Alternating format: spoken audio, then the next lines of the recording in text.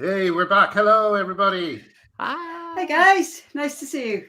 I meant we're back in the sense that we've been away. Well, we were away for a week. Not that we are back from a commercial break. Yeah. Well, some of us were away for 2 weeks because before that, of course, we had the wonderful International Women's Day, Helen Stanlin, Messy Wine Mom, Messy Special. And Yes. What a wonderful show that was. Wasn't that great? Oh, thank you, Ratty. It was really enjoyable. Brilliant guests. I mean, it couldn't have not been enjoyable, could it? Because it was just like having drinks with some amazing people, some amazing women. Amazing. Yes, I really enjoyed it. Well, Graham and I were in the audience, and it was so fun to watch the whole thing. Being a spectator is just as fun. Yeah, I definitely needed a break as well. God almighty. I mean, it's just never ending, this stuff coming in. I was thinking it again today. I did one of my Glitter update things again. And Veronica Ivy is back. Have you seen the latest photographs? Oh, no. I have. I'm sorry, I have. I mean... My God, there's a brilliant revealing photograph. I think that Atty, just for you. Oh, sorry. Yes, let's tell her. A little bit out of shape, maybe. Should we say? Oh, well, a little bit of COVID-15 going on. Artie, go to my website and look at the last Glinner's Twitter, and scroll down about like 3 entries, and just look at the first photograph. I'm going to see if I can actually share this because it's just too good. What happened? Oh my goodness! Wow, is that from all the estrogen? I don't know. How does that happen? It looks like all the burgers. It looks like this is a burger thing rather than an estrogen thing. Wow, that's a huge change. That's really wild. It's crazy. Shocking, isn't it? But it's even more shocking. It's even more shocking the contrast then, the size between Ivy and the women. I mean, it's just a farce, isn't it? And honestly, this bloody Leah Thomas thing, it's just going on and on. I am genuinely, I thought that I had, years ago reached the sort of the peak of understanding of what's going on. It's really quite shocking. Yeah, I couldn't believe it. I couldn't believe that the New Yorker wrote that horrible piece about it. The New Yorker is considered the sort of gold standard in terms of fact checking. And there were just some outright factual inaccuracies. There was complete misrepresentation of things. There was all this cult-like language. They go on and on. And the woman who wrote the piece, she would just go on and on about all the advantages males have over females. And she didn't mince her words that Leah Thomas is male, because at least that fact is unobjectionable. But then she'd be like, well, maybe Leah's doing better now because she feels better in her heart and all this stuff. It's like, what? Maybe he's doing better because he's male. But I'm really shocked. I am shocked. Can we get rid of this? No. Listen, sorry, but before we move, I'm sorry, but this is too funny. We're moving too quickly away from it. I have to show you the other photographs. Okay. So this is the first photograph. As someone said, Eric Cartman racing against someone. And then this brilliant photograph where where the woman on the right, and look at the difference in size. The woman on the right is being held up by the seat behind her by this guy, but this guy on the left has to kind of plant both feet firmly on the ground. So that he can What's going on? I mean, obviously, there's nothing wrong with someone, being out of shape or anything. But if you're a professional athlete and you're that out of shape, that kind of disqualifies you from being a professional athlete in that sport anymore. Physical fitness is kind of the point of athletics. So there is a point to be made here. Look at this, guys. He fucking won. Oh my God, that's ridiculous. I mean, that's the point. Not that he's particularly fat, but that he won. That he's out of shape and won. I mean, that's the point here. I'm sorry. Don't get hung up on the fatness thing. Like this, the point is, the reason I bring up his weight is because this is a man who's not in shape, and he won. Yeah, exactly. And like exactly. I will say this: the best thing about people like Ivy is that he's a narcissist, and as soon as he saw another trans athlete getting all the headlines and being called a cheat, he couldn't help himself. He thought, trying to reintroduce myself to the world, at a time when everybody is going, maybe something's wrong here. In comes Rachel, in comes Veronica Ivy to save the day, by doing a race against a bunch of girls who look like they're half his age as well as a quarter of his weight and winning it. But you know, I love these people sometimes. Love them sometimes. But Ivy has always argued, and I actually think that this is at least honest in the whole dishonesty that is this is transactivism. But at least he's honest where he says doesn't matter. It doesn't matter if there's an unfair advantage. It's a human rights issue. And honestly, this is what I was saying today. I'm so shocked at the absurd arguments people are prepared to put forward, but to try and even pretend that there is no difference between men and women, that women just need to work harder. You know, I saw somebody just literally their tweet was swim faster, girls. Just insane things. When really what they should be saying is what they believe. It's a human rights issue, and that he should be able to compete simply because he says he's a woman. And that's a far more honest argument. Yeah. And that is something that you can argue against. I mean, you can see what they're saying, and then you can say, okay, well, I'll amass my arguments against that. But this pretense, the actual denial of physical differences between men and women has really shocked me. Really. Like, what are the left doing here? The Democrats are going to lose. Like, Trump is going to get in again. Did you see the judge? Did you see the Supreme Court nominee? I did. Oh, yeah. She couldn't say what a woman was. And I'll tell you what was interesting about her phrasing there. She said, I'm not a biologist, which is exactly what Republicans did when asked about climate change. They would say, "Oh, I'm not a scientist," you know, and what they're doing is just the old unfrozen caveman lawyer, right? I'm not a. I don't know about your. Honestly, I may not know about this modern technology. If Posey Parker had been there at that point, she'd have been like, "I'm not a dog, but I know what a vet is." No, I'm not a vet, but I know what a dog is. There's another fantastic moment, and Posey again as well in front of Don. Or Dawn, as he calls himself now, I think, just kind of hammering into him. And then, you know, what's brilliant about it is that you find out more about this Don guy. I mean, he's like, you know, this is the guy who has been writing in a kind of it looks like a real magazine called Outsports, I think it's called, you know, and he's just been doing gay athletics. Yeah, he's just been doing like rah trans women in sports. You know, just totally fucking in favor of destroying them for this human rights issue. You know, I genuinely didn't think that the left would be doing this, because there was that trans. But what trans advocacy group was it? They polled, didn't they? And even they said this one. You know, we poll consistently in. Oh my God. Yeah, I've seen the picture. We poll consistently on it with our supporters on, you know, trans women being like pronouns and in spaces, but even amongst our supporters, we do not poll favorably on sports.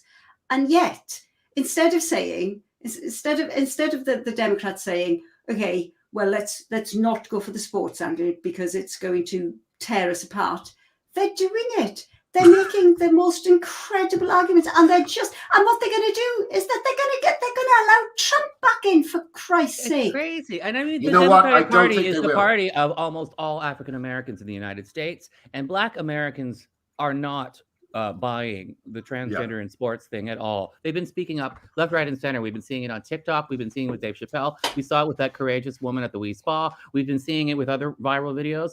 Black American community, they're not buying this. They see what's going on. They're not playing along with it, and they're being totally alienated by the Democratic Party over this.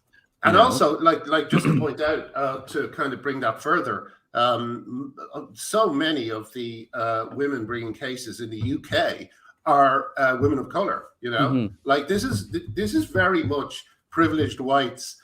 You know, look, it's an interesting thing, really. I don't even think they know they're doing it, right? But this is basically privileged whites, you know, doing a political power grab. You know, that's what it is. It's basically like my middle class kid who has had no problems in his life whatsoever, who has had everything he's ever wanted.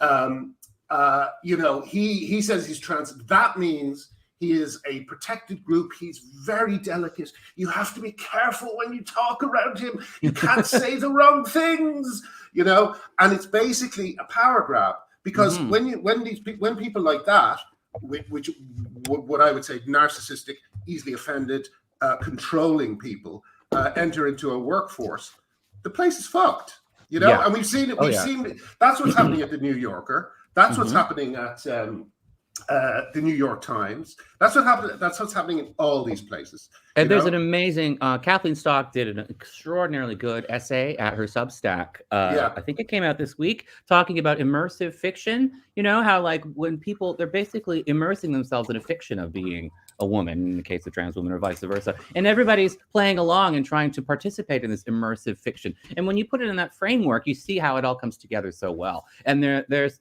people are trying to participate in the immersive fiction so that they can get social media points and social media credit. They're also scared of being canceled. They're scared of being, you know, of being attacked. She just goes through it really, really well. And she brings together a lot of really interesting points in that. But one of them is that, you know, we have to talk about the motives behind all of this. There was another great piece by Sarah Ditum. Did I pronounce that name right? This week. So. She's also talking about how, why aren't we talking about the motives behind transition? We can understand that people will feel distress, supposedly, and want to transition and want to identify as transgender, but what's the underlying motive behind that? We shouldn't be afraid to ask that question. And this is like the ultimate taboo question. It always has been. Yeah. You know, the question of AGP or the question of mental health disorders. Or ROGD. That's, again, you know, nothing. It is you're simply born. You're simply born trans. It's that narrative is just it's just been pushed and pushed and pushed, isn't it? Yeah, but it is collapsing, I think, because like I think now there's a brilliant idea coming up in a few days, AGB Awareness Day, and it's very funny. It's done in a very funny style and stuff, and it's really just kind of presenting it to people that, you know, a great number of people who call themselves trans are actually autogynephiles, which is men who are aroused by the idea of themselves as women, you know, and I still think people don't quite realize this, you know. Actually, I should say I'm doing Stephen Nolan tonight. I did it. I recorded it a while ago, but it's on tonight. Hopefully, unless it's on tonight. Yeah, amazing. Do you know what time? What time? I don't. 10:30 or 10:30 or something. And all leading up to it, I thought the one thing I really want to try and get across, I really, really hope it did come across, is that most people still think that they're defending transsexuals, and they're not. You know, they're defending anyone who calls themselves trans, and that is different. You know, that is different, and there are separate issues. There's issues around transsexuals too, but that's a smaller, different kind of argument. You can that's exactly the thing. And when you hear, and you know, my old friend Graham Norton, who's a lovely guy. But he said something in an interview, and he just revealed that he doesn't understand the issue at all, because he said, we're talking about a tiny percentage of people. I'm sorry, but we are talking about a tiny percent of people when we talk about transsexuals. We're not talking about a tiny percent of people when we talk about people who call themselves transgender. Then we are talking about a huge amount of people that are folding in some dreadful elements, you know, like grifters. Fetishistic. I had a conversation with a friend of mine, you know, and they know I've been banging on about this shit for years, and they've slowly started seeing it more and more. You know, they were of the ilk of, oh, you know, don't talk about it, or, you know, you're just being unkind, blah blah blah. But it was interesting, you know, the whole Leah Thomas thing has really shocked them. You know, they've oh really? They've seen it. Yeah, they can see it now. But they still my mate, he was still saying, yes, but when you talk about this the AGP type of ones, he was saying, but they're not the real trans people, though, are they? They're just, and I was saying this is a huge percentage of the motivation behind people declaring themselves to be trans. And he still had an idea that they were actual trans people, and then there were people for which it was a sexual fetish. And so, but these were very distinct groups, and this group were the sort of nefarious ones which you've got to watch out for. But it was giving all of these other, actual people a bad name. And it was interesting that it's a narrative that's been sort of sold, isn't it? That people are just born this way, and that it's a way of saying, oh well, let's not talk about them. They're problematic. I can understand those, but on the whole, it was a real eye opener. What's interesting about the movement as well is the way that it is it's a fucking dream for bureaucrats, because it likes to categorize people into various different boxes, little word prisons, I call them, like you're demi this or gender that, all that stuff. And the thing is, that's because I think to some extent the real categorization, they don't want to do that. They don't want to do Blanchard's characterization. They don't want it, which was divided between two types, HEP and homosexual. Yes, yeah. They don't want to do that, because that they know that like people will start to say, well, hang on a second, who are the ones who have operations and stuff like that? That's HSDS. And what the AGP? Well, nothing really. That's like hormones for bigger breasts, but they keep their penis because they're masturbating all the time. It's like it's a sexual fetish if you're talking about AGP. And the thing about that is there's so much shame, and I think the shame was useful. Without shame, look where we've ended up. We've gotten to this terrible position now where basically everyone is just kind of parading their sexual fetishes. And it's like, no. Shame is good. First of all, it keeps things exciting when it's in private. A bit of shame never harms anyone. But like, it's also good in the sense that you kind of know what is and isn't acceptable in modern life. And we've totally lost that knowledge because we've mixed in a group of people who really shouldn't be in the group with transsexuals, Yeah. I see your point about we have to keep things private. We have to have boundaries. I 100% agree on that. I worry with the word shame, though, being a gay man. It's a bit of a triggering word for me because I think these people, it's people even in their privacy and in their own heads, they have such a hard time figuring out that they have these fetishes. They want to characterize them as a magical essence instead of, okay, I've got a fetish. It has boundaries. I keep it in the bedroom. I make sure there's consent with my spouse if I'm going to participate in this with her, that kind of thing. It's all got to be addressed as for what it is. So they personally can't feel shame. They have to understand to themselves, right? In order for them to incorporate it into their bodies and themselves properly, without spilling into the, without harming their families and without, alienating people left, right, and center. Yeah, so maybe a different word. Yeah, but that's okay. But it's, there's something like that where we have to understand what it is. We have to acknowledge what it is to ourselves if we have it. And we have to, and in order to do that, we have to be able to incorporate it into ourselves. We have to have places like communities online where we can share our feelings of having it with other people who have it, so that we don't have to make up a fiction. Because the whole thing about transgender is it's like this folk religion, a folk mythology to cover for what's going on because they can't figure out what's going on because it's too shameful to themselves. Well, that's kind of yeah. I know it's all kind of anyway. We weren't really deep into the weeds there. Sorry about that. Sorry. Fucking hell. But like the other there's some other stuff this week. Oh, did you see the Jen Ives thing has popped up again? Do you know about this? Jen Ives, the comedian at the LGB Alliance. Well, basically, when I arrived at the LGB Alliance, there was two people sitting outside, not even going to see any of the events. Oh, yeah. This person, Jen Ives, and her very unpleasant mate, his very unpleasant mate, sorry. And they were basically hanging around so they could create a confrontation of some sort. And they did, and they got one. They got this guy who's just been defended by his boyfriend because apparently he has an actual what do you call it, diagnosis of autism, and he screamed at Jen Ives, but like this is a person who admitted that they went to go and try and create some sort of and yes, and sometimes that's what you're going to get. Chris Morris moment.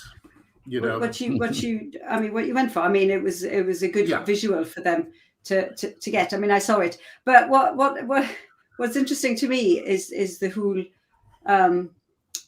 everyone needs to denounce this because it's sort of done in your name. Oh, no, like I'm so fed up with people trying to get me to to justify other people's words. Honestly, I don't even care. Well, I'm bored of it. I'm bored of having to justify other people's words. When do they ever make a single comment about all the women who are attacked during International Women's Week by trans rights activists? When have they ever said any physically? Honestly, some people, like everyone. I mean, I have seen some people say it. There are some people who are fairly reasonable, and they will say, actually, no, that's not okay. And that's fair enough. Now, I don't think what happened to Jen Ives was particularly okay, but I think what's interesting to me is this whole, everyone is to blame sort of idea. And it's I'm just thinking more around justifying other people's words. I think mainly because I get people trying to sort of get me to justify things that you've said all the time. And it's just, and it's second nature for me to say, I'm not actually Glyna, or I'm not actually Artie. Yeah. They can talk for themselves. So maybe I'm a little bit, I'm just bored of it personally. Yeah. Well, but it's interesting. I looked at the Community Journalists Act, and his opener is, I'm a trans woman. He goes, he says to the audience, I'm a trans woman. Anyone know what that means? And everyone goes, yeah. And he goes, it means I'm just like a woman. It means I'm just like any woman in this room, except I don't have any empathy. And I thought, that's precisely the problem. That's why. Hang on, that wasn't a joke, or it was a joke, but it was a joke, but it's actually true. Yeah, one of those the mask slips. Yeah. Exactly. It's like that's why women don't want you in their spaces. Because you don't have any empathy. You certainly don't have any empathy for them when you hang around the toilets of the LGB Alliance place trying to go into whichever ones kind of will get you any attention. You know what I mean? Like that. You need empathy with women. I think as almost like a basic requirement to being a woman. like do you know what I mean? It's shocking that. No, you just need to be a woman. Yeah, no, sorry. I know. No, but I see what you mean. There is something quite telling about that, about what was said there. Yeah. Except I said yes. It's a joke that's not a joke. It's a joke that's not a joke. Really, yeah. That is, it's interesting. Very interesting. Yeah. But what else was I going to say? Well, the Maya trial. Yes, we have to interesting. Talk about that. It's been so brilliant. I haven't managed to follow the every day because I've been like work has been insane these last couple of weeks. But I dip in and out. And me too. It's I think really laying the ideology sort of bare, isn't it? It really is about objecting to people's beliefs. I mean, it really, whether she wins or loses here, it's been really laid bare. How it's about they simply object to her belief. They're trying to say it. Oh, well, she did this, she said this, and she said that. But it seems to me that Maya's been extremely careful, and it really is. And they've come across so badly. They've just sort of come over, and they're no prep. Is it that America is so captured that they assume I think it is that like Britain would be the same? Yeah, the zero really prep in there. No sense of having thought about their answers or considered what they're saying or considered what Maya is saying. Just a complete fucking, like Andy pointed it out today. It's an indoctrination. These people have been indoctrinated. And they're saying these rote things that usually work.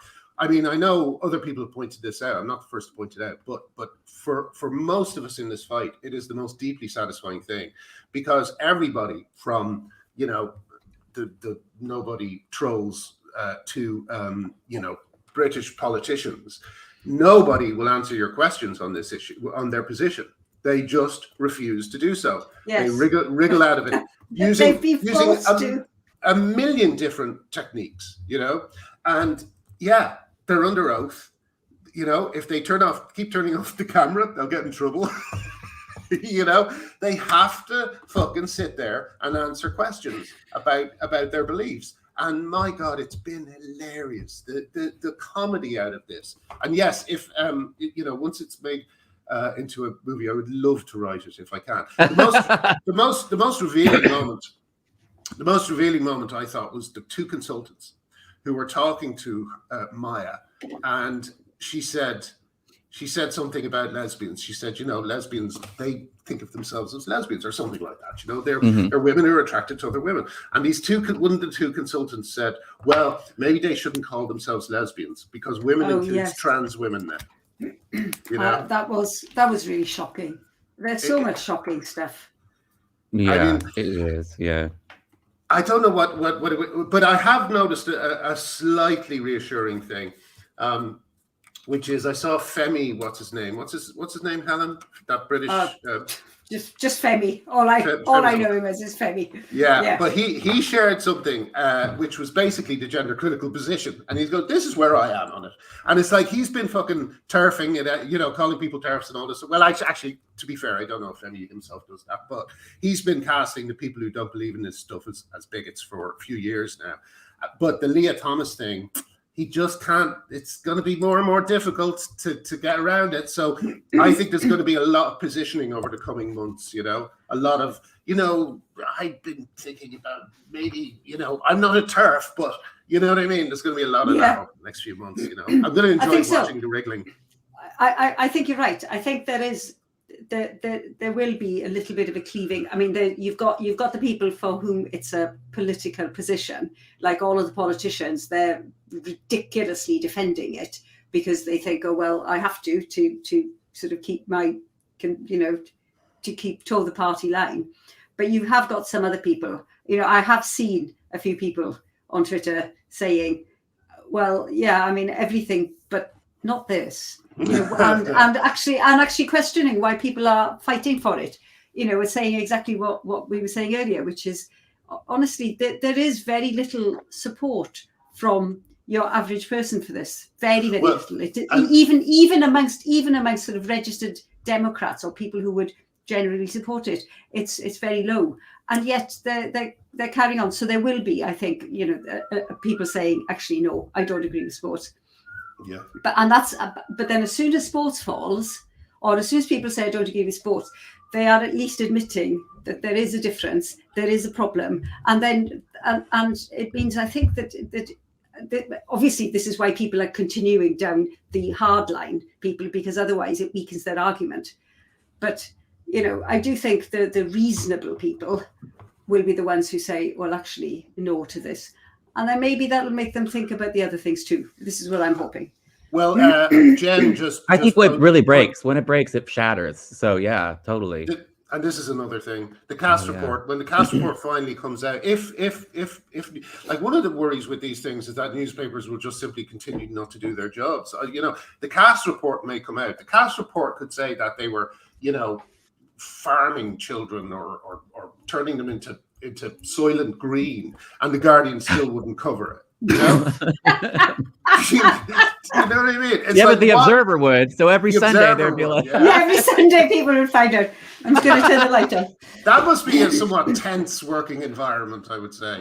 You've got one newspaper that's bravely doing what it should be doing, and another newspaper that's doing everything to pretend that everything's fine. I don't understand your British thing where you have these like Siamese twin newspapers where it's a different newspaper one day of the week, but it's crazy. And then it comes out under the Guardian heading, and it's like, what the fuck? I know, it's so bizarre.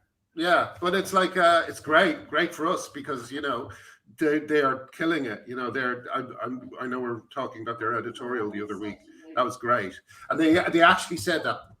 A brilliant thing that I hope really clicks with people, which is they should examine their consciences. Anyone who's trying to shut down the conversation around children, transitioning of children, should examine their consciences. That's very totally, strong. That's right. Totally. Yeah. I mean, and they should. They really should. All of these people who are championing, like the Joe Moms, the Owen Joneses, it will. Yeah. It will change. I mean, you can see it's already changed from when we started talking about this. What, about a year and a half ago? The number of detransitioners I mean, and the stories, the heartbreaking stories that were posted on the Detransitioners Day, was it last Saturday? It was, I mean, they were really shocking, even to me who's heard things before. A lot of those stories were quite shocking, but there are so many more. They are coming along, and so it will happen. It will change, and I think that will be in America, where it seems that, you know, the doctors aren't quite so regulated, and there will be lawsuits. Well, you know, I mean, the good thing is we don't have to wait for the lawsuits to finish it, because, like, I just think it's kind of, yeah. Well, actually, I say that, but Maya's case, if it goes the way I think it'll go, is going to be a huge hammer blow. You know, like it'll be literally illegal to I mean, it is already illegal, but it's whether Maya wins or not. She's already done the most amazing thing, which is to establish the precedent. I mean, you know, and expose them. Yes. I mean, and even if she astonishingly loses this one, the evidence itself, you know, the process of the evidence has been shocking and exposed. It's totally going to go down in history. Those transcripts are so valuable because it just lays out the cult think, it lays out the indoctrination, it lays out the inability to answer basic questions, and it lays out how all of society has fallen for it. This will be in history books. This will be studied. You know, just like the Scopes monkey trial. You know? Yeah. I often thought of the Scopes monkey trial while watching it. You know, like just the kind of sheer distaste at talking about fundamental aspects of this, you know. I'm very uncomfortable talking about this. All of democratic society can't answer basic questions anymore, and they're all falling over each other to fire people and destroy people's lives over this. This is historical stuff. It's unbelievable. It is. I said that to Stephen Nolan. I don't want to give too much of it away, but I said, you know, it's the first truly damaging mass delusion spread by the internet. You know. I think that's true. I think that's what it is. I think it's like you could argue that QAnon is similarly discouraging, similarly destructive, but only to the people who are in QAnon. You know, like those people are kind of ruining their lives by following a crazy conspiracy theory into nowhere.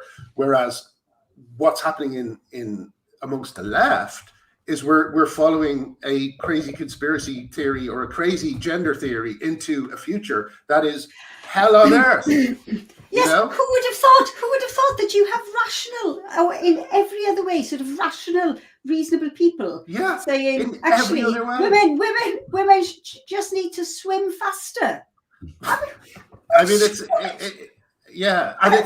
and we're going to talk. I mean, as I've often said about this, I'm getting enough material. You know, if I could find a publisher, it'd be great. But you know, I'm getting enough material to last for the rest of my life. Okay, I'll scribble on, you know, fucking walls if I have to, but I'll have material. You know, because this has been such an extraordinary moment in history. You've got two, as I've used this phrase before, but it's a tiered reality. You know, and I go on Twitter sometimes, and I look at the people who I used to follow.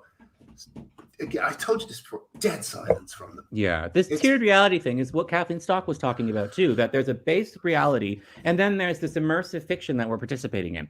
But you actually have to be aware of the actual reality to immerse yourself in the fiction. An example I pointed out just last night at Butterflies and Wheels was that just a few days ago, the New Yorker came out and they referred to a female to male transgender person as a transgender female. And then yesterday in The Guardian, they referred to males to females as transgender females. So if the sentence transgender female can just as easily refer to men dressed as women as it can refer to women who dress as men. Yes. Trans activists have to know what sex you are in order to know which one you are. So they have to look at a picture of you and go, oh, I can tell that's a guy. Oh, therefore it's a woman. Or they can say, oh, I can tell that's a girl. Oh, therefore it's a man. You know, so they have to know. They literally have to look at a picture or look at the context clues and be like, oh, we're talking about a guy, so I have to pretend it's a girl. Or, oh, we're talking about a girl, so I have to pretend it's a guy. There's a base level of reality that everybody has to share and be aware of in order to, you know, there's a little thing I thought of too. I call it like the paradox of the police line. Picture a police lineup with 4 men and 1 masculine looking woman being lined up for a witness. And the policeman says to the witness, okay, which one of these 5 men rob you. Yes. And the witness goes, wait a minute, I only see 4 men and a woman. And the cop points at the woman and says, no, she's a man. And then the witness goes, well, how did you know which one I was referring to? You know, you have to have known that it was the woman. Yes, that is true. You know, that's great. That's going to be, since we're naming things, we'll call that Artie's lineup. Artie's police lineup paradox. Artie's police lineup paradox. Yeah, that's really good. But yeah, I mean, it's listen, we have Emma Bateman. I'm going to bring you in 1 sec, Emma. Just doing some final housekeeping. We're going to talk to Emma about what's going on with the Greens at the moment. It's all very exciting. But there was one other thing I wanted to quickly mention. Let me just see before we move on from here. What was it?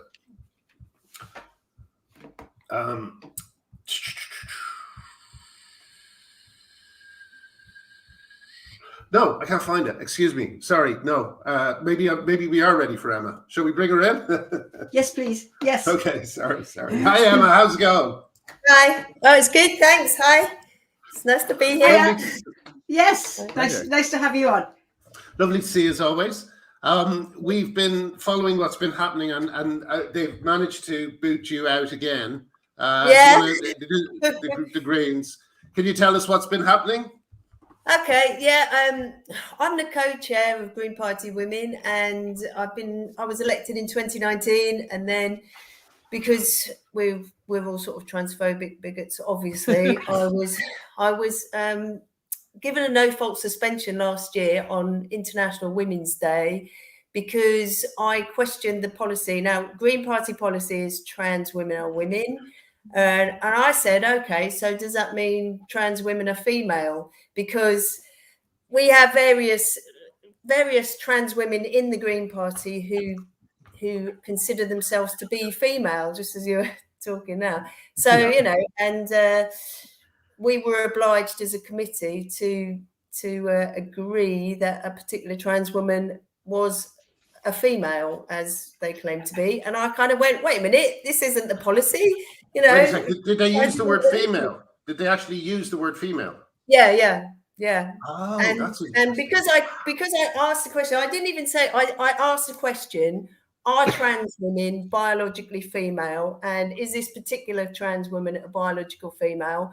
And because I asked that question, I was suspended on a no-fault suspension. 5 months later, and that complaint still hasn't been heard. I'm still waiting for that one. And so 5 months later, after the Mayor Forstater case, I think the Green Party kind of got a bit of cold feet over that and let me back in. The rest of the committee refused to meet with me because I'm so scary. You're a witch.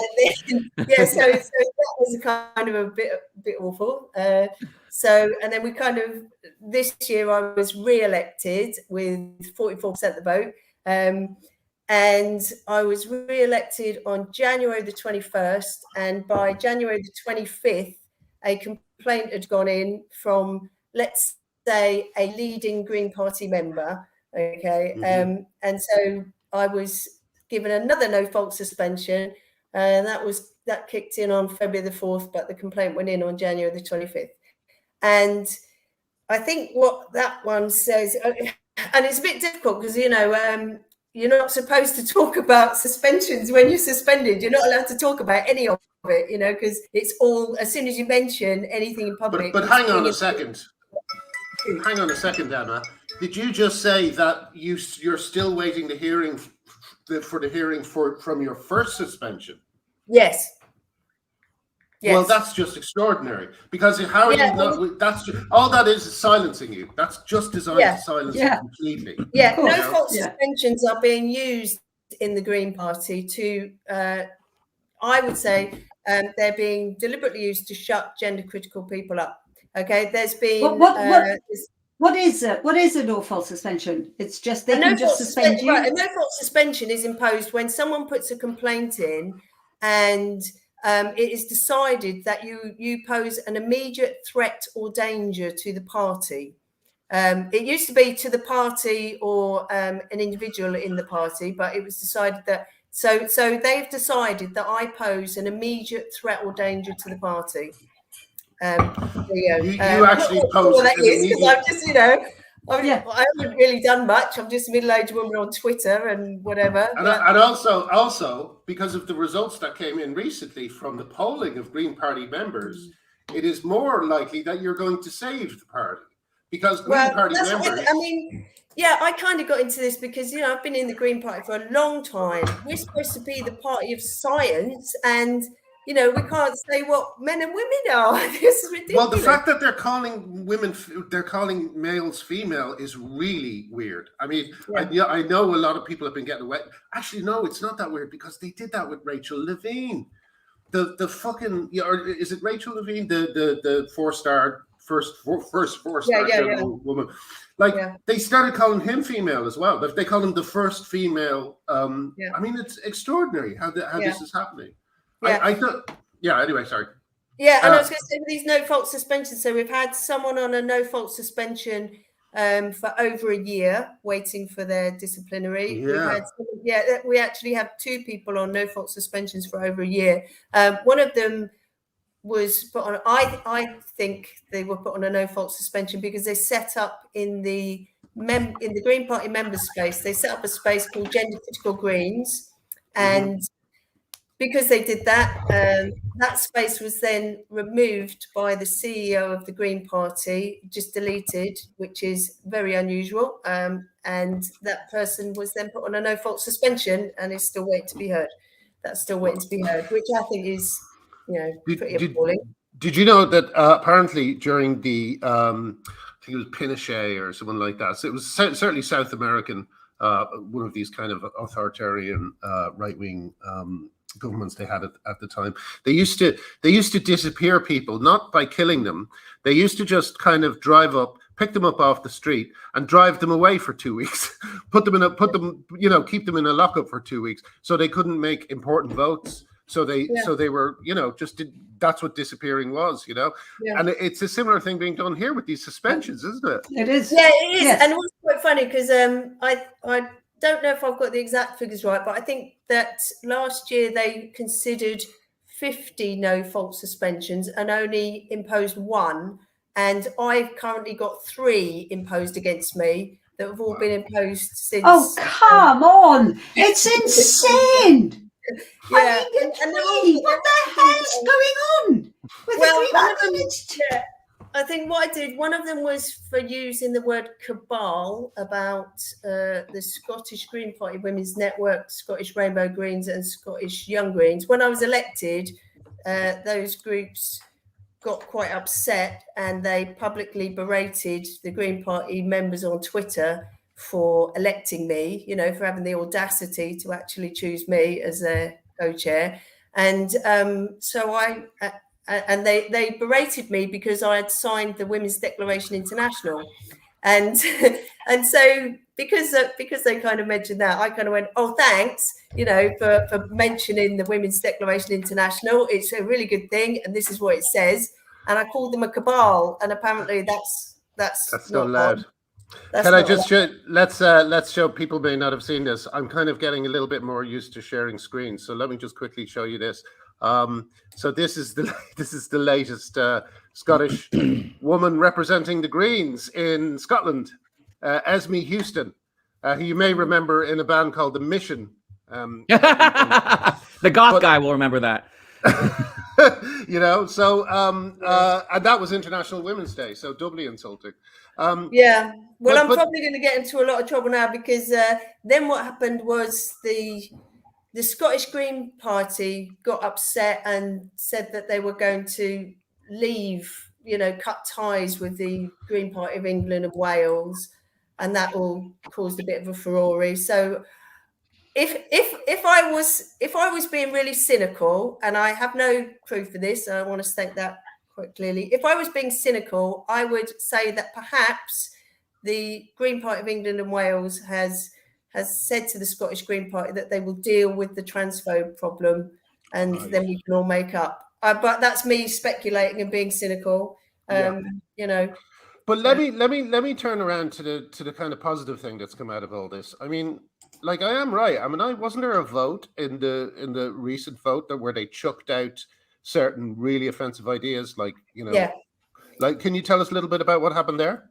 Yeah, the battle is going on. I think people are waking up in the Green Party, and what happened was, and Green Party women is the sort of the crux of everything that happens. So, my co-chair and also elected is a non-binary female person, and they brought a motion to conference to kick out everybody who'd signed the Women's Declaration International.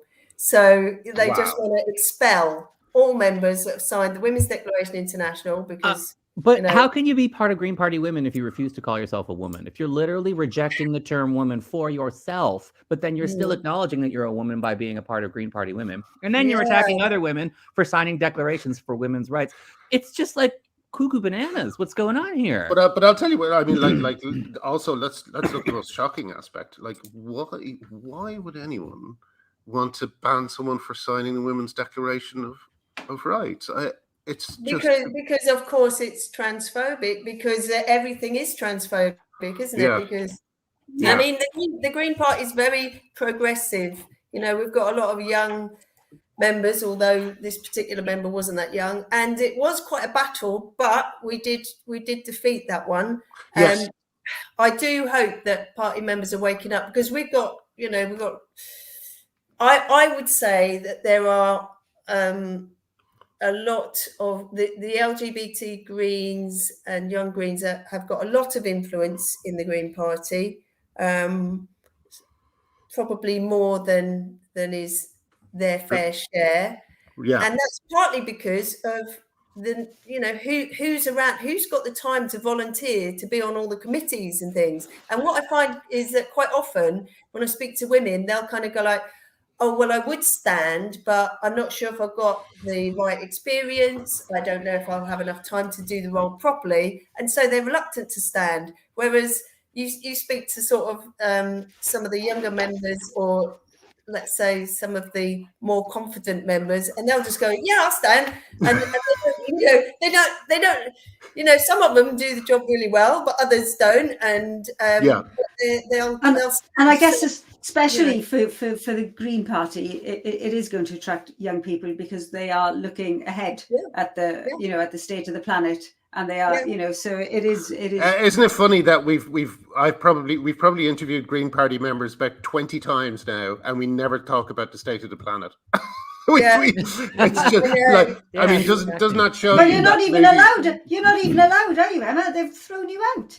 I mean, I can't. I'm not supposed to have any interaction with the Green Party at the moment, and that will be, that'll be until the disciplinary case is heard, and like I say, that could take over a year.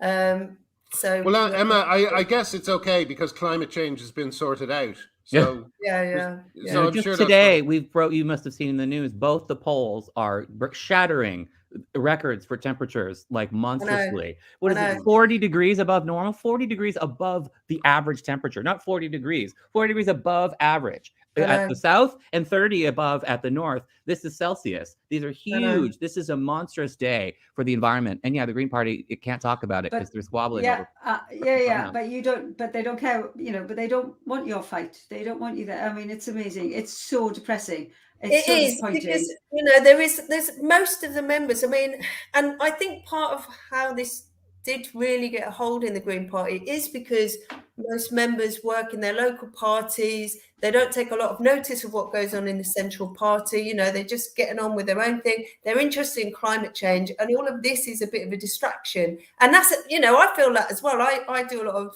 I used to be working hard on nuclear power. That was my thing. I'm against it, in case you wondered.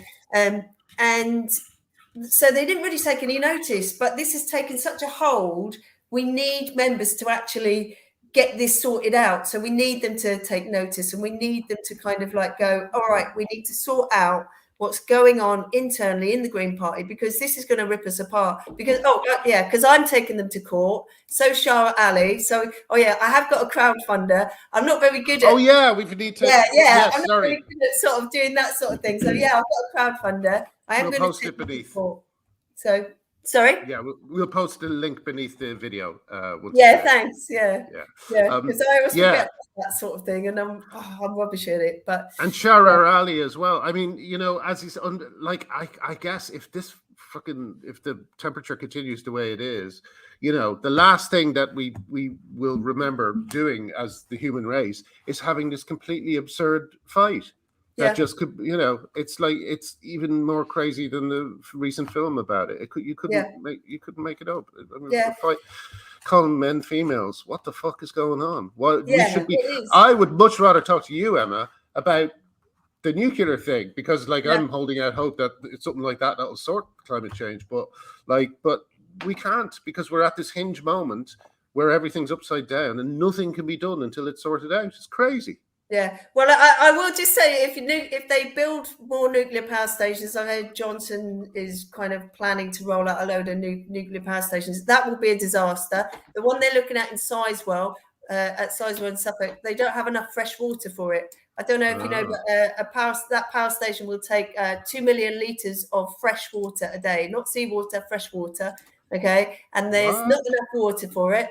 And so they're planning to build a desalination plant, which is very energy intensive. So if you're thinking of nuclear power as going to be the answer to climate change, it really isn't. Okay, good. Well, I'm glad we look at that. So we got it. The only place you can actually talk about the issues that matter to you about the planet is on a show about the gender debate. Yeah. Wow, we are. It is.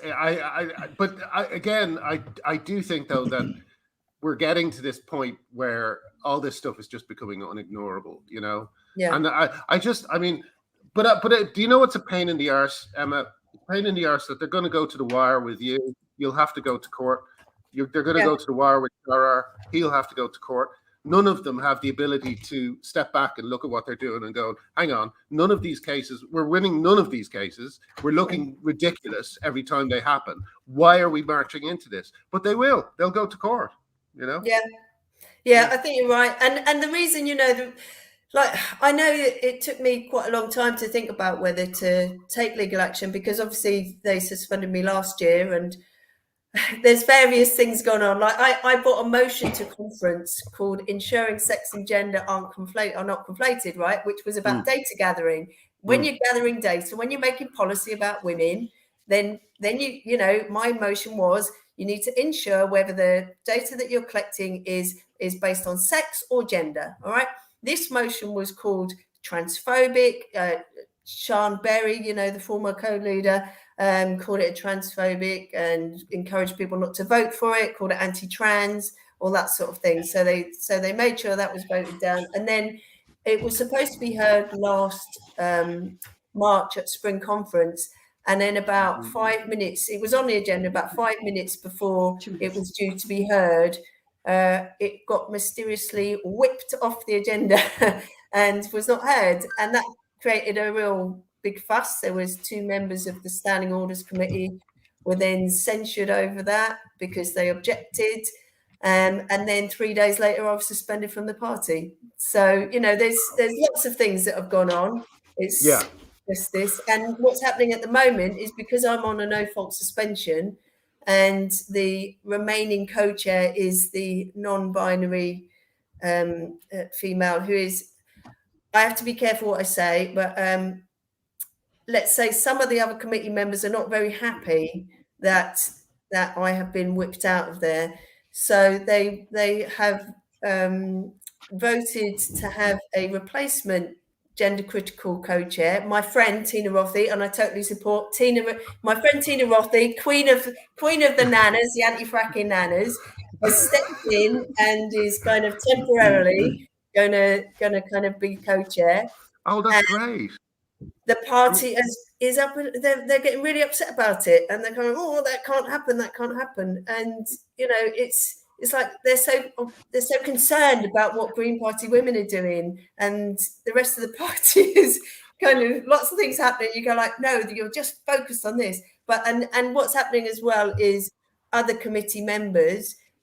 You know, my other gender critical Green Party women committee members are getting hassled and vilified, and you're getting the same kind of things being put out about them being transphobes and bigots and all the rest of it. And it just happens every time that somebody puts their head above the parapet, they're getting really kind of attacked. So, I do like though that Emma. It sounds like you're talking about more and more people within the party. I mean, it sounds like it's growing and people are getting a little bit braver and maybe, I don't know. And honestly, I think the best thing is for people to just hear you speak out.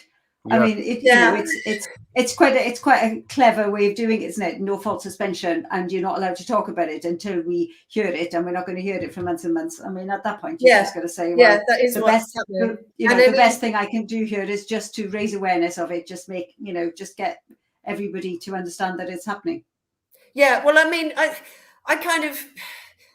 It is really tough because the reason why 2 of the suspensions that I've got named the fact that I went and spoke at Speaker's Corner at the Posey Parker's kind of event at Speaker's Corner, and I specifically said, right, I don't agree with everything that Posey stands for. Our politics are not necessarily the same. However, I think that we need to be able to talk about things, but because I had to state the Green Party policy before I spoke, which is trans women are women. So I did that, but apparently I didn't speak it with enough conviction. So I didn't say it as if I really meant it. I think. Wow. That's proper. That's proper that's proper cultural revolution stuff. That's Mao stuff there. Yeah. Wow, that's great. Listen, we're coming to the end. So, is there anything apart from the fundraiser you want to raise awareness of, Emma, before we go? Just really, Green Party members, if you're waking up to this, please get involved. Please contact your GPRC reps. Find out what's going on. We really need that. Give me some money in the crowdfunder if you've got any. Yeah, no, these guys are very good, but they're very expensive, Oh, and also thank you to Jane Claire Jones. I'm in the Radical Notion this time. And excellent! Excellent! Can you move that closer to the camera? Can we have a proper look at that? I'm just curious about the cover. Oh, that looks like a nice cover. It's lovely, isn't it? Yeah. Okay, cool, brilliant. Beautiful magazine. I'll get me brownie points with Jane as well. That's great. Thank you so much, Emma. And, as always, if there's ever anything else that you want to kind of come on and publicize or anything or tell us about, let us know. I'm sure this will get you into more trouble, but what can you do? I think you're doing exactly the right thing. You've got to. I think so too. It may not be the fight you entered politics for, but it's the fight, I think. Yes. The fight that you've got. Yeah. Lovely to see you again, Emma. See you next time. Okay. Bye. Bye. Oh, lovely, Emma. That was brilliant. I love just the attitude of I mean, we're all the same, aren't we? There's a certain point where they can't do anything more to you. The fight's come to her, so she's just taking it on. Yeah. She's really cool. So anything else before we go? Anything you want to tell people about or anything? Is that it? Are we done? Yeah. Bit of a low key ending. Okay, no worries. We'll see you all maybe next week. I should say a little bit about. I do have something. The next women only podcast that I do, Maya has said that she will come and talk to me. Hey, that's great. Brilliant. Does that mean Maya's going to be our first 5-timers club? She's been on the show 4 times. This will make her our 5-timer. We need to have an award for her, like Saturday night. There's a cat. There's a cat in front of my camera now. And the other thing is something just threw me there. Sorry. Is that Stanlan question anything to do with you, Helen? No. It might just be a troll. There was something else I was going to say that was kind of No, it's gone. No, there's something important. That I needed to remind people about. Sorry, we're all going to have to stay here until you remember. No. It's worth it. I wouldn't do it normally. But yes, you are, because I've just remembered what it is. And what it is the LGB Alliance. We'll put the link in the thing below. But the LGB Alliance have shared a open letter they've written to to try and help protect the EHRC, which are under attack at the moment. So I signed it. It's very, very simple to do, very fast. We'll put the link in the thing below, but do try and do it. It's one of those important ones. So yeah, lovely to see you. See you next week. And that's what I was going to say. That's the other thing. I've got it. Sorry. The show, we're going to start mixing it up a little bit with the show, because I think that, like, I was starting to get a bit burnt out by doing it every week, and I think it was we all felt that we were kind of repeating ourselves sometimes, didn't we? So we're going to I love the way no one agrees with me when I say things like that. So we're going to break it up a little bit, more all women shows, a couple of specials.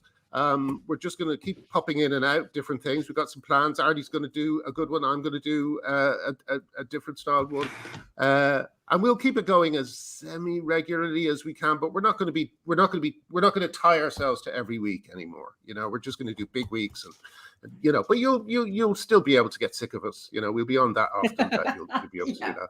So yeah. So now I will say goodbye. That was it. Thanks for everyone for joining us, and we will see you soon. Bye bye. See you soon. Bye. Bye guys. Bye.